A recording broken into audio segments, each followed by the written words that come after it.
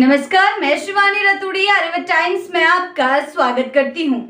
बिहार की राजनीति एक बार फिर आंकड़ों की जंग में उलझ गई है। नियंत्रक एवं महालेखा परीक्षक सीएजी की ताजा रिपोर्ट में सूबे से 70,000 करोड़ रुपए से अधिक की सरकारी योजनाओं के उपयोगिता प्रमाण पत्र यूसी बिल लंबित होने का पर्दाफाश किया गया है। इस आंकड़े ने राजनीतिक गलियारों में हलचल मचा दी है, जहां आरजेडी ने इसे इतिहास का सबसे बड़ा घोटाला बताते हुए नीतीश सरकार पर सीधा सीधा वार किया है। वहीं चौधरी ने सीधे सीधे तेजस्वी के पिता के दौरान जो सरकार थी उस पर, और जब तेजस्वी उप मुख्यमंत्री थे तब के ऊपर उन्होंने जो है भांडा फोड़ दिया है। उन्होंने सीधा सीधा उन पर आरोप लगा दिया है। डिप्टी सीएम सम्राट चौधरी ने बुधवार को अपने सरकारी आवास पर प्रेस कॉन्फ्रेंस के दौरान इस मामले को लेकर तीखी प्रतिक्रिया दी। उन्होंने कहा कि तेजस्वी यादव को जानकारी का अभाव है, वे अपने ही कार्यालय की नाकामियों को आज की सरकार पर मरने की कोशिश कर रहे हैं।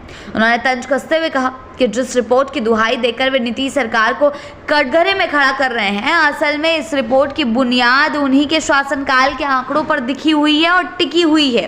वित्त मंत्री सम्राट चौधरी ने दावा किया कि कैग की रिपोर्ट में जो भी उपयोगिता प्रमाण पत्र लंबित बताए गए हैं, उनमें से बड़ी संख्या में योजनाएं उनमें से तेजस्वी के उप मुख्यमंत्री रहते हुए ही स्वीकृत और शुरू की गई थी। उन्होंने कहा कि सरकार इस मुद्दे पर पारदर्शी और महालेखाकार के सामने एक एक पाई का हिसाब देने को तैयार है। सीएजी की रिपोर्ट के मुताबिक 2023 से 24 के वित्तीय वर्ष के दौरान राज्य में विभिन्न विभागों को जो बजट आवंटित किया गया था, उनमें से बड़ी राशि पर उपयोगिता प्रमाण पत्र अब तक जमा नहीं किए गए हैं। ये प्रमाण पत्र ये साबित करने के लिए ज़रूरी होते हैं कि सरकार द्वारा आवंटित की गई राशि को वास्तव में परियोजनाओं के लिए लंबित रखते हैं, या तो सवाल उठता है कि खड़े ये राशि का दुरुपयोग भ्रष्टाचार या कागजी योजनाओं के नाम पर फर्जीवाड़ा तो नहीं हुआ। ये प्रमाण पत्र ये साबित करते हैं, इसलिए भी जरूरी होता है कि परियोजनाओं पर खर्च किया गया है या नहीं। सम्राट चौधरी ने इस मामले में सीधा सीधा कांग्रेस और राजद दोनों को आड़े हाथों ले लिया। उन्होंने कहा, राजद और कांग्रेस नीतीश सरकार की विकास योजनाओं और सुशासन की उपलब्धियों से बौखला गए हैं।